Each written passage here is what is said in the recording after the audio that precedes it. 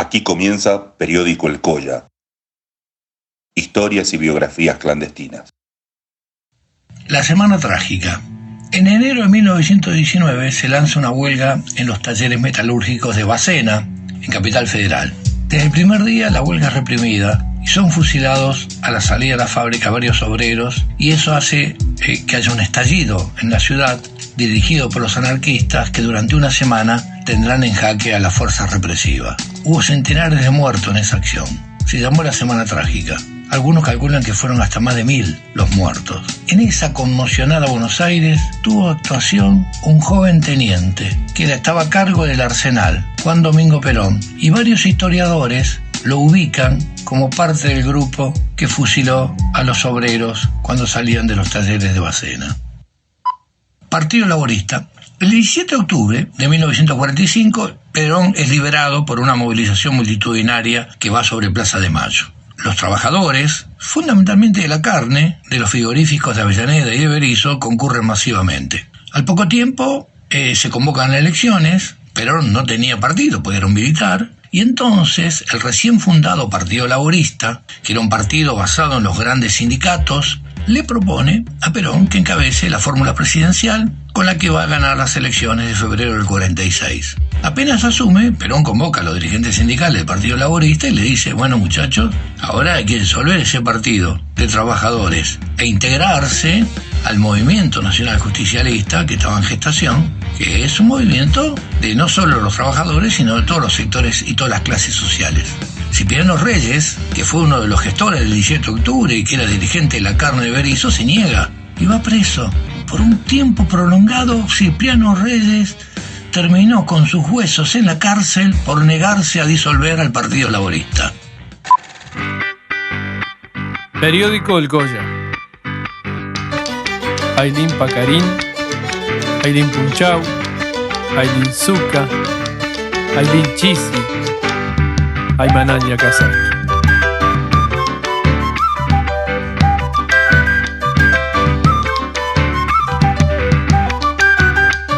Se termina la etapa de este periódico, que durante un año cristiano no hizo más que despertar algunos incómodos momentos para la patria fascista feudal de Argentina. Para Jacobo Regem, el año nuevo lo estamos cursando. Yo no me atrevería a medir el tiempo, porque el ciclo de las lluvias marcaron siempre mi sendero hacia una angulosa chacana. En este ciclo de la papa, quiero entender que podría ser lo que llaman temporadas o sesiones de trabajo. Así que luego de cavar la tierra, pudimos cosechar poemas y personajes que me ayudaron a conocer los Andes de mi Salta querida. Retomaremos las vías de los ácratas del mundo para encontrarnos con un poco de mi biografía romantizada y algunas historias que también me las apropié para poder contarlas desde el corazón, siempre sobre el Capac Ñan de la libertad, y de esa manera, en todas las geografías del noroeste argentino, encontrarnos siempre. Nosotros hacíamos escuela en los propios sindicatos, porque cuando digo que así había que agradecerles a los anarquistas, que fueron los primeros que llegaron de España, de Italia, de Alemania, intelectuales todos. Claro que la Constitución nuestra daba, ¿no es cierto?, y hace respetar, cuando puede, la libertad de pensamiento.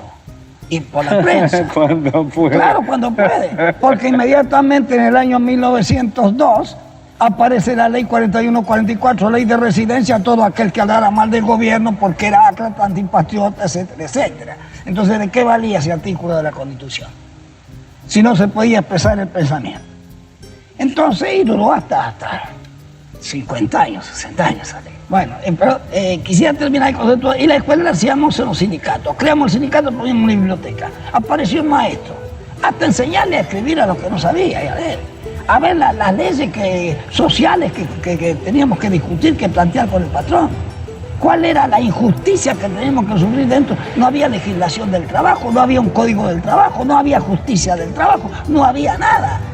Entonces los dirigentes tenían que tener la capacidad, el talento para resolver esos problemas dentro de un sindicalismo que apenas estaba sindicalizado en todo el movimiento obrero del país, en todas esas cosas, a veces hasta el 5%. Si llegábamos al 5% ya era un éxito.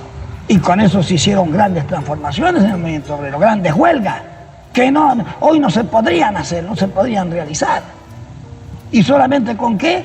Con la capacidad, porque había capacidad en el dirigente obrero para conducir una huelga como la de Patagonia, la Semana Trágica de enero, en el año 17, y muchas otras huelgas después contra las propias dictaduras de Uriburu en el año 35, 36. Ahora eso da por tierra la alpargata, sí, libros no, por completo, ¿no? Claro, y es claro, ¿cómo no va a dar por tierra si eso es un invento de los contrarios, de esos burguesotes que se creen que las universidades son de ellos, que la cultura son de ellos? Porque como tienen la riqueza en su mano y pueden mandar con la riqueza y fabricar lo que quieren con esa riqueza, incluso hasta la esclavitud, entonces nos indicaron aquello de alpargatas, sí, libros no, señor.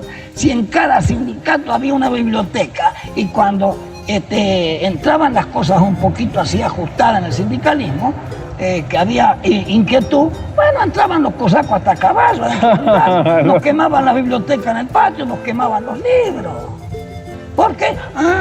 Porque eran libros de estos revoltosos, anarcos, a veces toda la vida el movimiento obrero, o sea, a los dirigentes obreros, se le puso un mote. Si no era vendepacha, era enemigo de la sociedad, era todo esto. Y entonces el movimiento obrero fue soportando tremendamente, y la sigue soportando hoy en día también. Porque si bien hoy el país está mal, el que está más mal de todo es el movimiento obrero. Pero hay que saberlo conducir a ese movimiento obrero. Hay que tener la capacidad y el talento para saber cuándo y cómo va a movilizar un gremio, cómo y cuándo se va a poner frente al Estado, frente al patrón o frente a esto. Porque ponerse frente al patrón cuando el patrón no tiene trabajo es hacerle el juego al patrón. Exacto. Hacer una huelga hoy en cualquier parte y parar porque están suspendiendo gente, bueno, es hacerle el caldo gordo al patrón. Es un favor al final. Un favor al capitalismo. Entonces, es eso lo que nos da gente. Antes, cuando se hacía la huelga, es cuando el patrón trabajaba mucho. Porque el patrón tenía que cumplir y entonces tenía que pagar lo que le pedían. Claro, y podía hacerlo. Y podía hacerlo.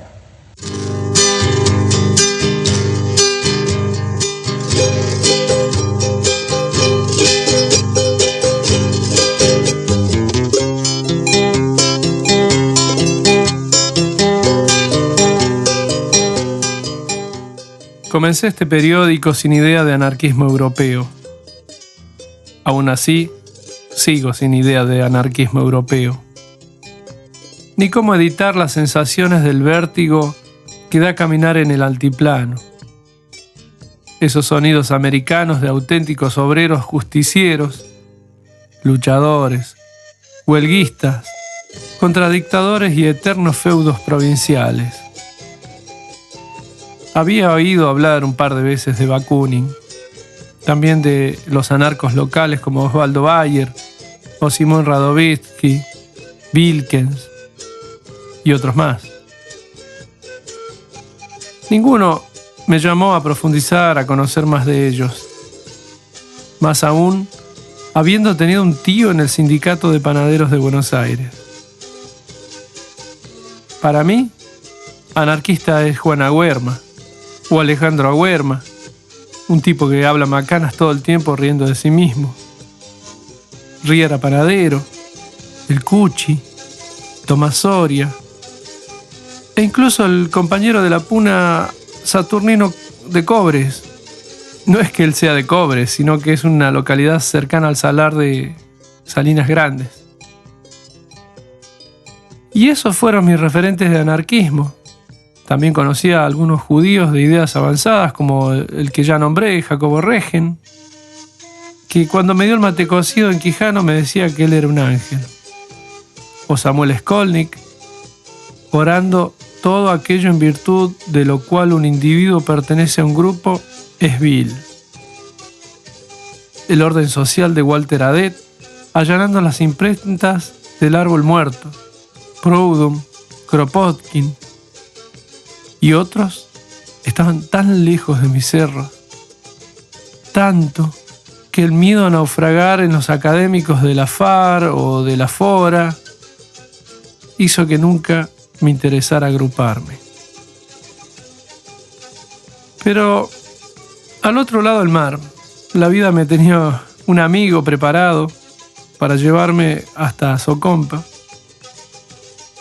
Edgardo Diz. Él fue quien me acercó la cartografía hacia una aproximación al periódico El Colla.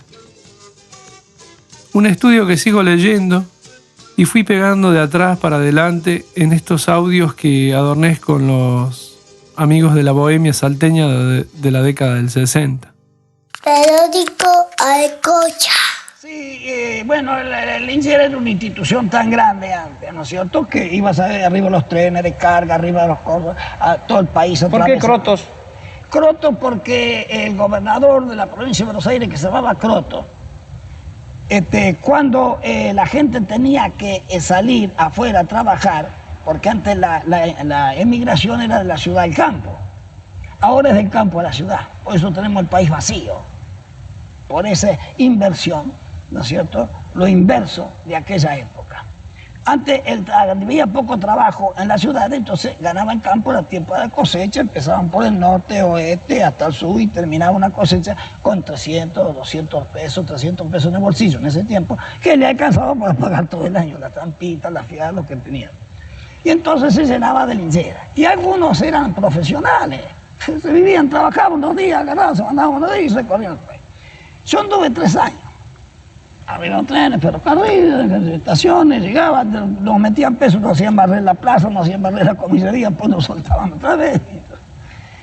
Y hay una cosa que la gente no se da cuenta o no la conoce, que hay un intercambio cultural, hasta poético, hasta romántico, entre los lincheras. Qué lindo. Porque no había linchera que no tuviera en su mono, porque le decían el mono, ahora se le llama mochila, los mochileros de ahora son más modernos. Entonces, usaban adentro y siempre se llevaba un libro o 2.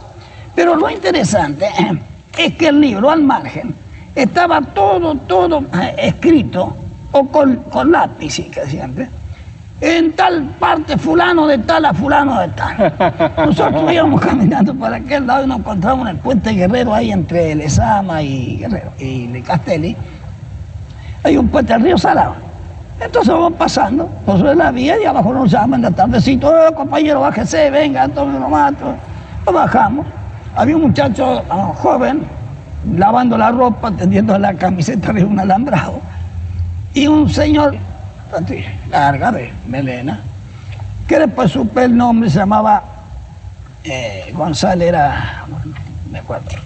Y entonces, Segimundo González. Y había venido de Chile, había pasado de Chile. Y entonces me dice, amigo, ¿tienen libro? Compañeros, ¿llevan libro? Sí, cómo no. Y yo tenía un libro de poesía de José Santos Chocano, de gran poeta peruano que lo asesinaron también. Que me lo había dado un chileno. Un chileno que había pasado, había recorrido toda Latinoamérica, todo, había andado por el Caribe. Y se había venido con este libro y yo se lo cambié por otro que tenía. Entonces yo tengo aquí Ira Santa de Santos Chocano. Bueno, cambiamos. Y él me da a mí un tomo grande de la obra de Máximo Gorki, La Paz, la Guerra y la Paz. Entonces... Mi Dios, qué canje. Sí, unos canjes, ¿vale? Y se canjeaban libros así. Y ahí pone, ahí abajo el puente de Guerrero, de Cipriano Reyes al señor González. Y el otro, de Coso González a Cipriano Reyes, bajo el banco de tal fecha. Así que eso era un mostrario, era un índice de cuánto había recorrido ese libro. Qué maravilla. Y había libros que habían venido del Paraguay, de Chile, de todas partes, que se canjeaban, los lincheros de acá los llevaban para allá. Bueno, este hombre cuando terminó la tardecita, dice, bueno, nosotros vamos a seguir, dice, para 3 agosto que viene la cosecha. Y bueno, nosotros nos quedamos acá, dormimos bajo el puente, después vamos a salir mañana temprano. Pero cuando sube, ya era, hacía calor, porque era la cosecha de trigo que se hacía en aquella, toda esa zona cosecha de trigo. Y yo subo así, lo veo así cuando va por arriba del coso, que parecía un Cristo, porque los lincheras usan un palito. ¿Para qué se llevaba eso? Y la vara era como un báculo que iba, porque para los perros, porque por ahí salían los perros, por ahí. Y entonces para los perros. Es cierto, facha de apóstol. Es un facha, un sombrero, el pelo así, lo veo que el aire le movía. Y la vía que a lo lejos se prendeaba así. Y me viene la idea, me quedó. Resulta que yo después de varios años, estoy en Necochea, eso fue así por el año 26. El año 31, estoy en Necochea, ya me había hecho periodista, poeta, había tenido varios premios. Yo fui fundador del sindicato portuario el año 31 en Necochea, frente a toda esa fuerza de la dictadura de Uriburu. Y frente a la ametralladora y a la policía, hablamos, hicimos el discurso y ganamos la huelga, hicimos sindicato. En Necochea el año 1931. Bueno, entonces, yo tengo un diario, soy director del Popular, me dan un diario como director porque lo escribía en todos los diarios que habían en el pueblo, y por ahí me llaman, señor, quiere ser director del diario, y yo casi me caigo de espalda. Bueno, así que así me todo hecho de impedimento, empezamos a trabajar. Y me acordé de Linchera, de don Segimundo González, pensando así, hablando, y entonces le hice una poesía, le hice un verso. Y los lincheras son como gente olvidada, ¿no es cierto? Son como los Diógenes modernos. Y entonces le puse el linchera. Y dice, va marchando en silencio y sombrío cual si fuera una bestia de carga, que llevara en su lomo encorvado su techo flexible, su abrigo y su cama. Va dejando en el tosco camino la huella que marca su firme pisada, como deja la seña del casco, la tímida bestia que vive acosada del hambre y el frío y busca sin tregua abrigo y reparo debajo una planta. Lleva un báculo tosco en su diestra que golpea el compás de su marcha, mientras besa la brisa ligera, su suave melena rizada que saliendo del sucio chambergo flota al aire cual copo de gasa.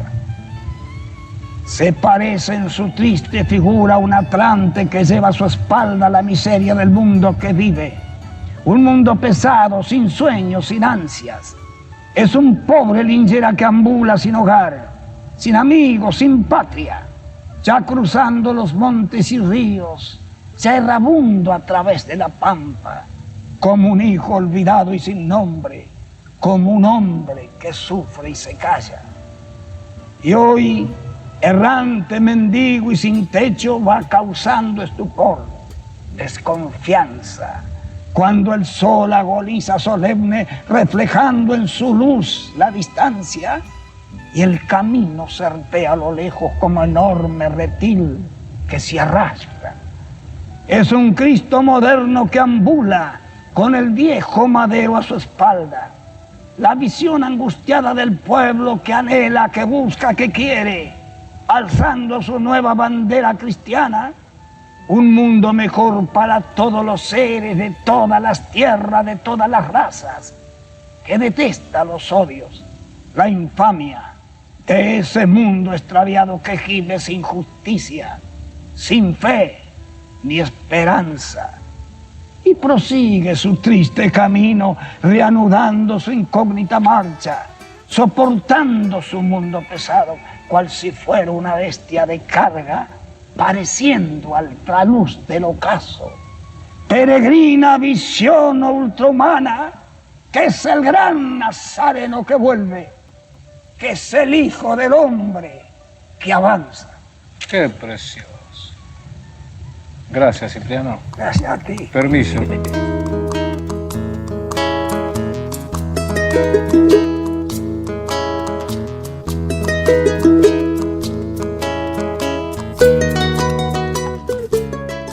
Para muchos, mi vida es una exageración constante de los eventos. Normalmente, quien me escucha siempre, le nace una sensación de duda cuando relato anécdotas por diferentes escenarios del mundo. Pasé hambre, Tuve mucha sed, accidentes, dormí con una serpiente, me atacó un escorpión, mi madre es tucumana, mi hermana es artista plástica, tengo un hermano facho pro milicia, una suegra trosca, también tuve una ACV, soy hipertenso. En estas pocas palabras estoy resumiendo que estoy vivo, y sin esa diversidad nunca hubiera podido elegir ser un colla trashumante. Y en esas travesías voy armando mi vida tal cual fuera una novela. Y paseando por Perú con un conocido militante, me sugiere que abandonara las ideas libertarias porque el anarquismo ya estaba completamente muerto. Así que le contesté con un aforismo nietzscheano, que dice que Dios ha muerto y su amor por los hombres es lo que lo ha matado. No hay que confrontar, ni perder el tiempo explicando que Ivana Margarucci está viva, recorriendo el planeta, investigando todas las redes internacionales del anarquismo. Edgar, ya lo nombré, está vivo en Cataluña, de vez en cuando, camina por las calles con los compañeros de la CNT. Juana Huerma está muy vivo también, y cada mes manda un libro de la arqueología del pensamiento de la bohemia salteña, como Pablo Coso, que cuando todo lo creen desaparecido, saca alguno que otro artículo en el diario Página 12. Y en la Facultad de Derecho de Buenos Aires, Aníbal Dauria da cátedras sobre anarquismo frente al derecho. ¿Qué quiero decir con esto? Que muchos piensan que murió, desapareció o se convirtió en algún partido político. Lo cierto es que con tantos espías e informantes, lo mejor es seguir vivos discretamente. Nos escucharemos muy pronto, tal vez para la próxima siembra y la próxima cosecha, cuando el maíz ya esté listo para hacer una buena chicha sabrosa. Y con esto le mando un sincero agradecimiento a todas las personas que suenan aquí, en estos collas, por haber dedicado tiempo y trabajo. Les agradezco infinitamente, porque me ayudaron de muchas formas diferentes. A todos, salud y libertad. Huac, Cuticama, Tincunacama. Hasta luego, hasta el próximo encuentro.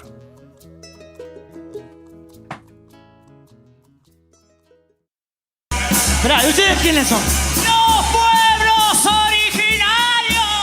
¡Originales, no originarios! ¿Nunca me entienden en esa murga? Llegamos al carnaval para defender la tierra. Llegamos al carnaval, hoy América despierta. Pueblos originarios que se juntaron para luchar contra los dictadores evangelistas de Donald Trump. Este es nuestro lugar y tenemos que cuidarlo. Nadie nos podrá callar, suena fuerte nuestro canto. Somos la patria grande y ahora nadie nos va a parar. Entre todas y todos el continente resistirá. Macri ya no está más, que la gente no se olvide, que le gusta reprimir, igual que Piñera en Chile. Afuera Bolsonaro con su racismo que nos asusta. Fuera la vieja cheta que está en Bolivia y se cree rubia.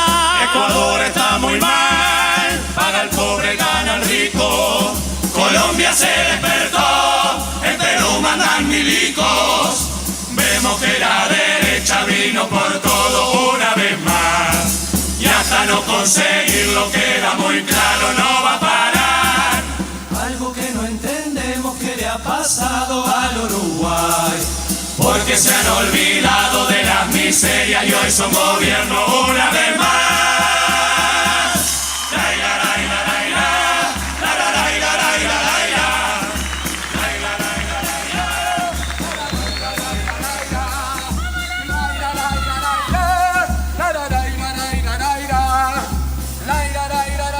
Alguien que le avisa al sordo que terminó la canción. No está sordo, viene masticando coca desde el altiplano. Bueno, alguien que lo baje al llano. Yo antes capaz que lo...